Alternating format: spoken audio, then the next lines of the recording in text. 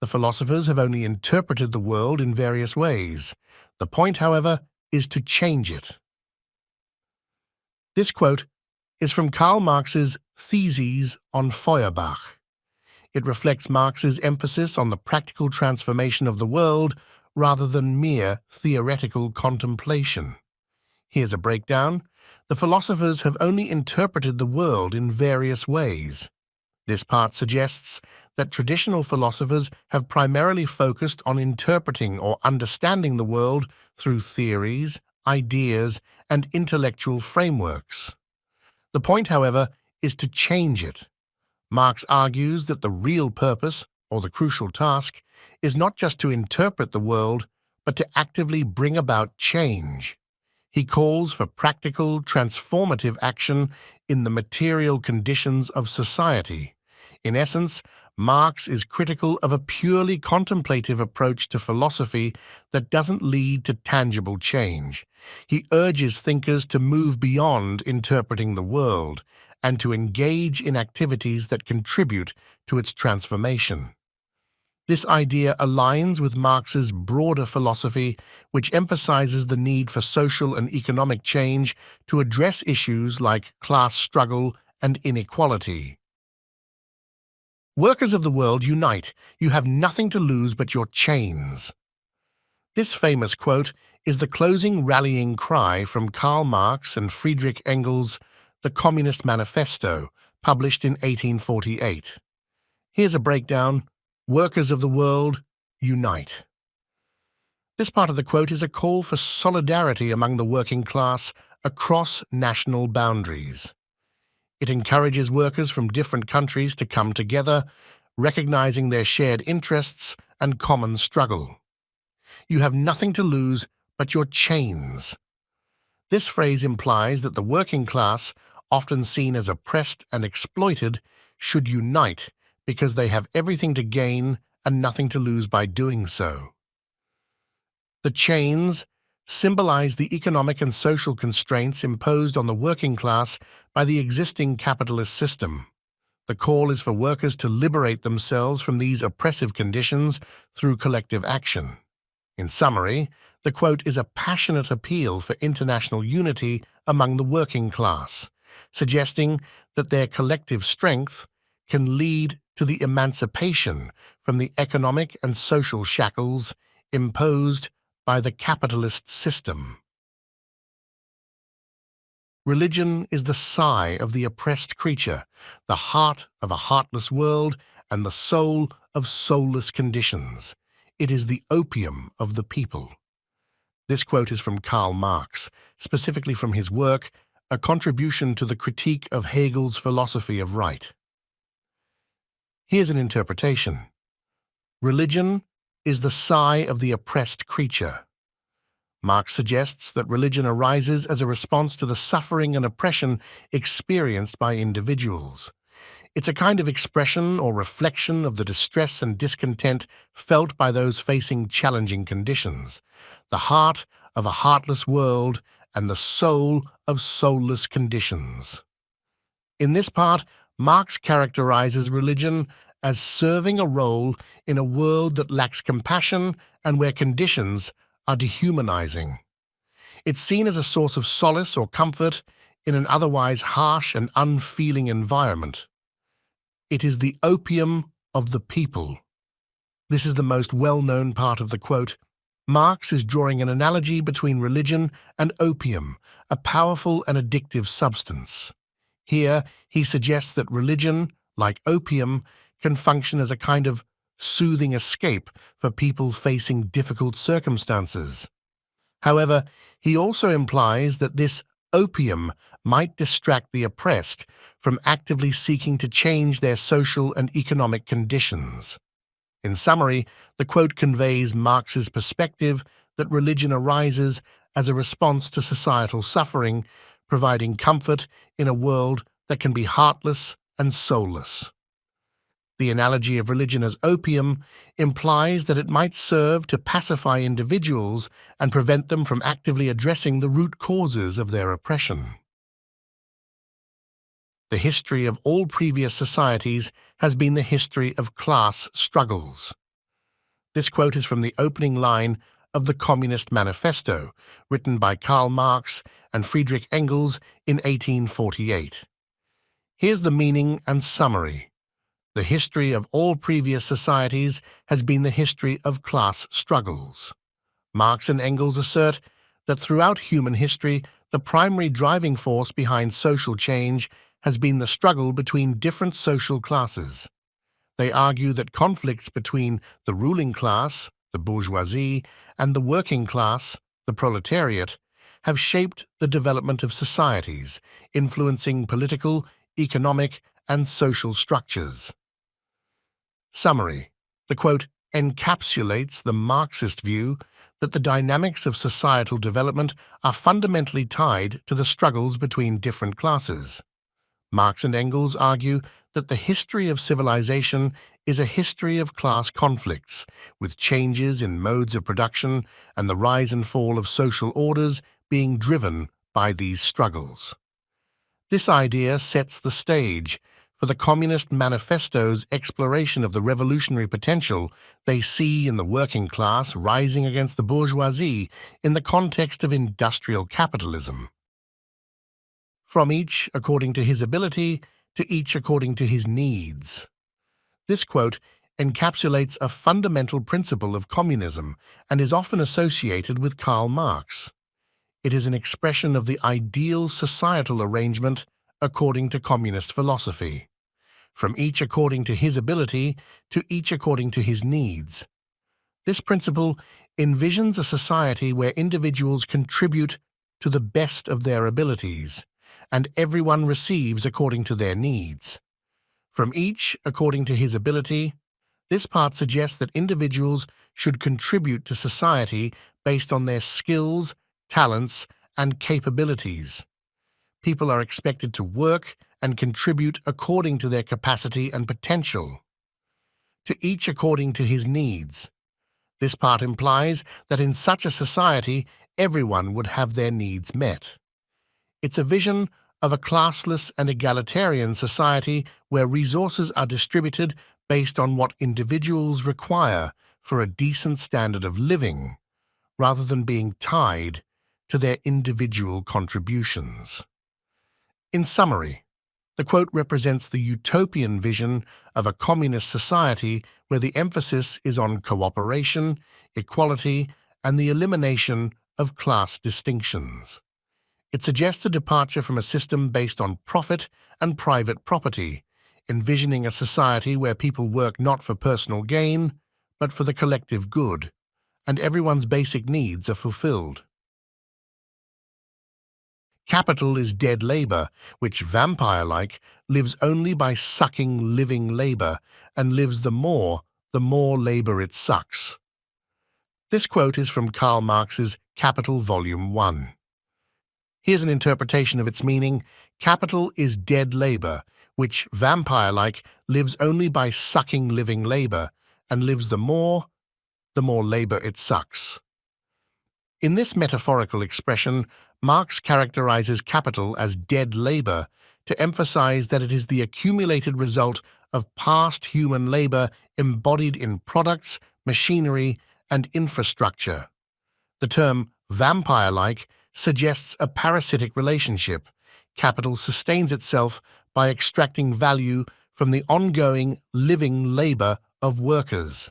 Marx is critiquing the nature of capitalism, asserting that capital, which represents the accumulated work of the past, exploits living labor in a manner similar to how a vampire sustains itself by feeding on the blood of the living.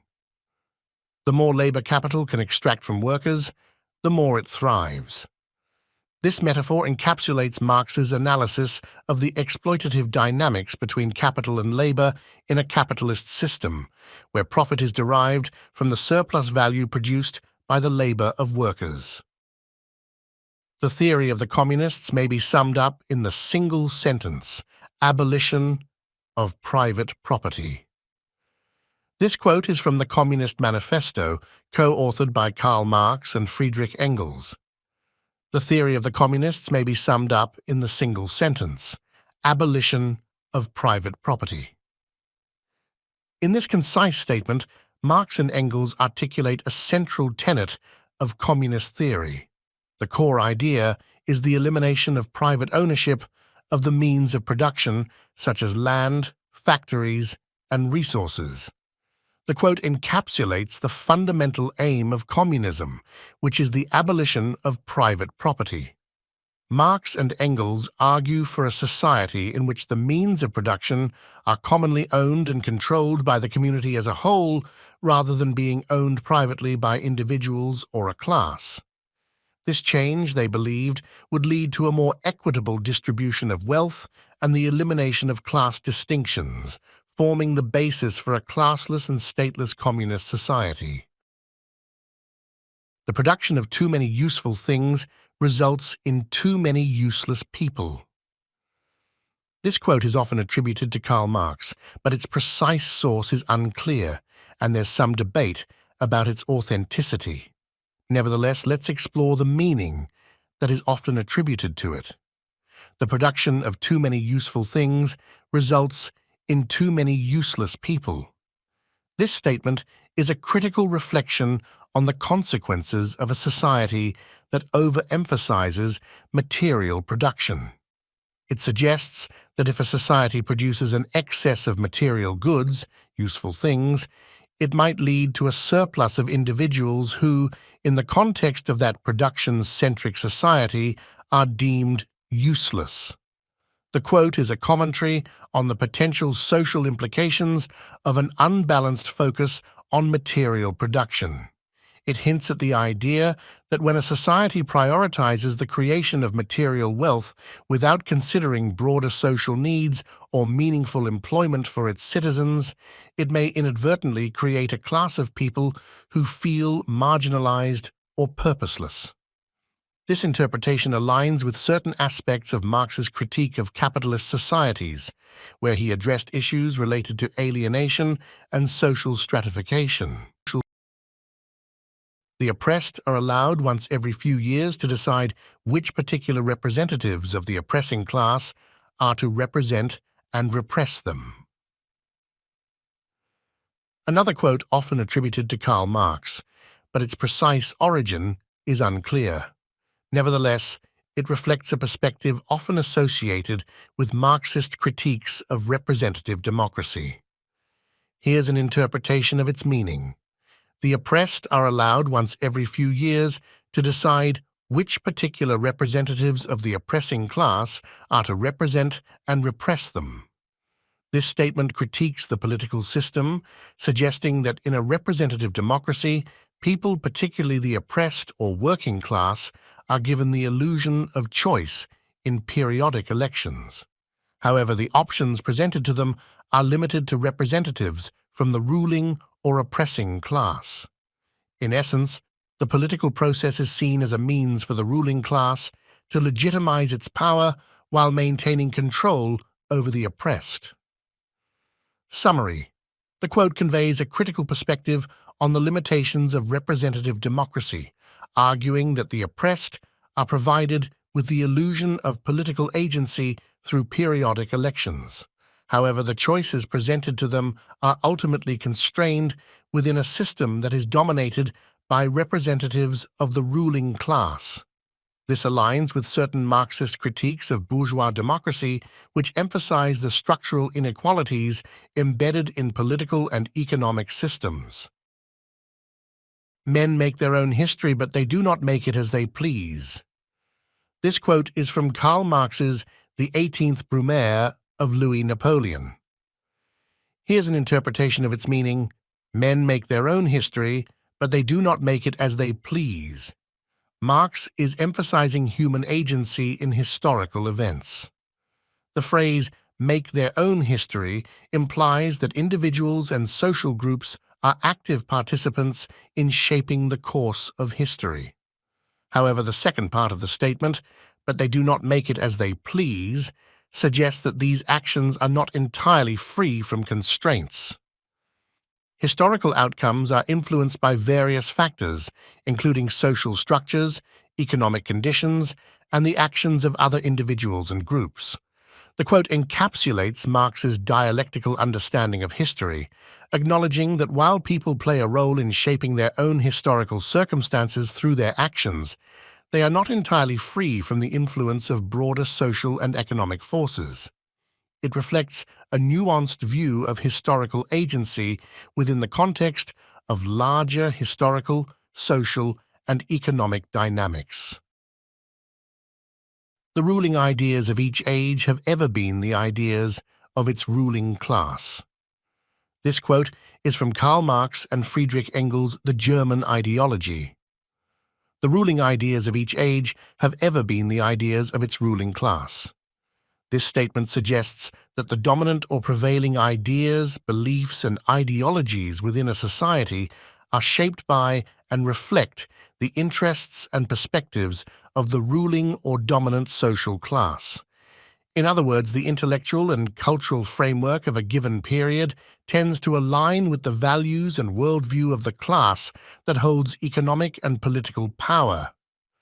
Marx and Engels are highlighting the connection between ideology and social structure.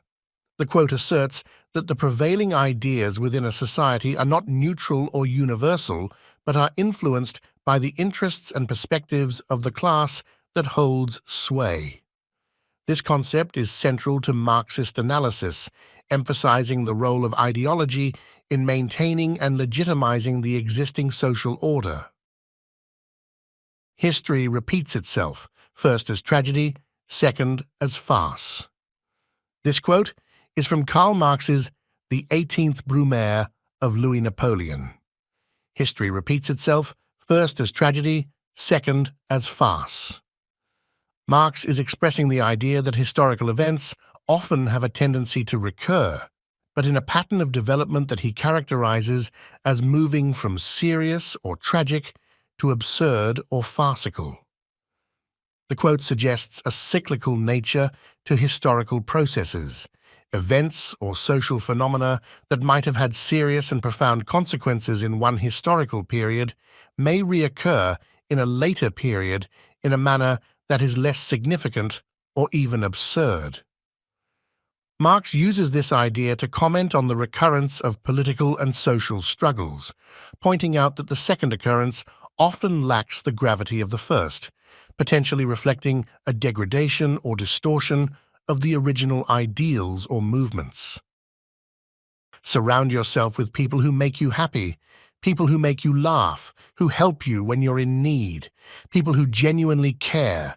They are the ones worth keeping in your life. Everyone else is just passing through.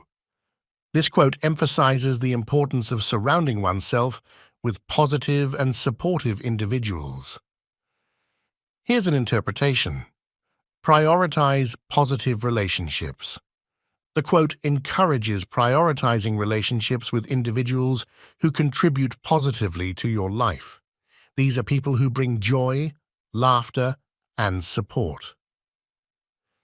Genuine care matters.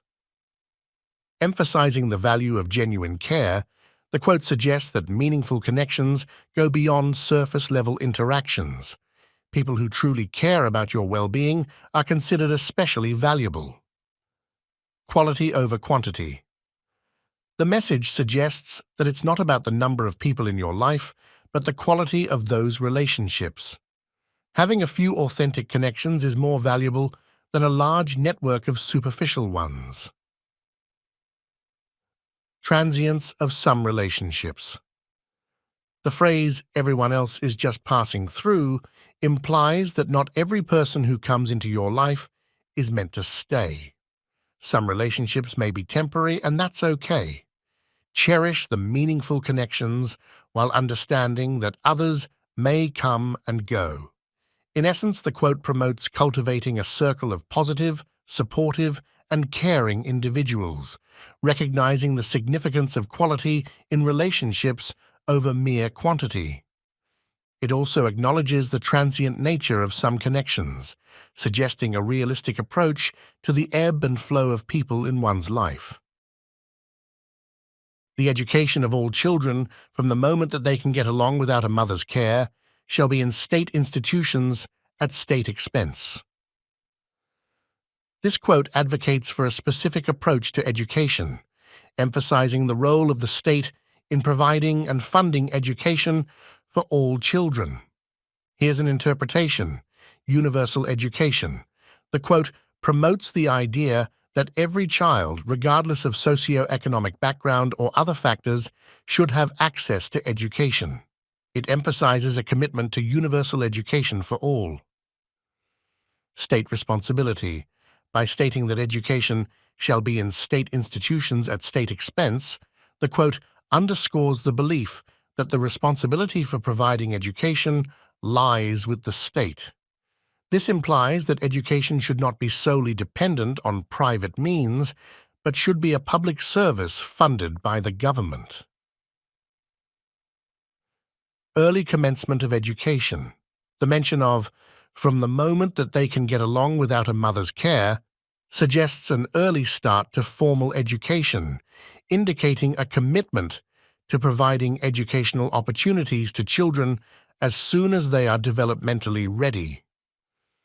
Emphasis on equality. The quote implies a commitment to equalizing educational opportunities by placing the responsibility on the state to ensure that all children receive an education, regardless of their family's financial situation.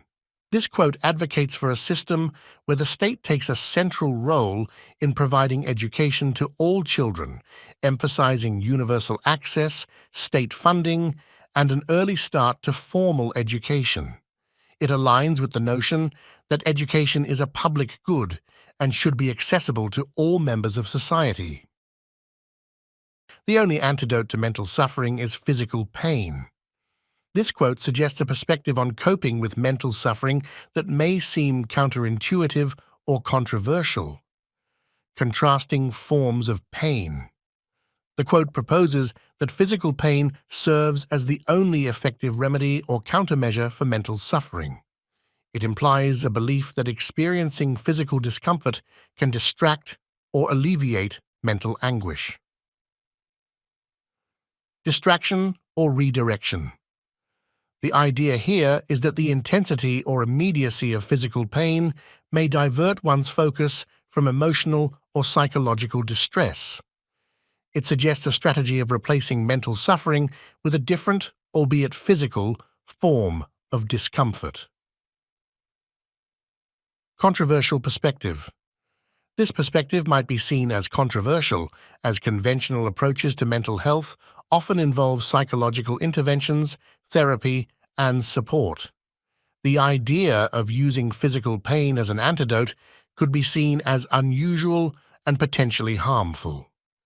Lack of universality. It's important to note that this perspective may not be universally accepted, and mental health approaches vary widely. Many argue for compassionate and therapeutic interventions rather than resorting to physical pain as a solution. The quote suggests a belief that physical pain is the sole remedy for mental suffering, proposing a strategy of redirecting focus from mental distress to physical discomfort. However, it's crucial to recognize the complexity of mental health and the diverse approaches to addressing mental suffering that exist within the field of psychology and healthcare.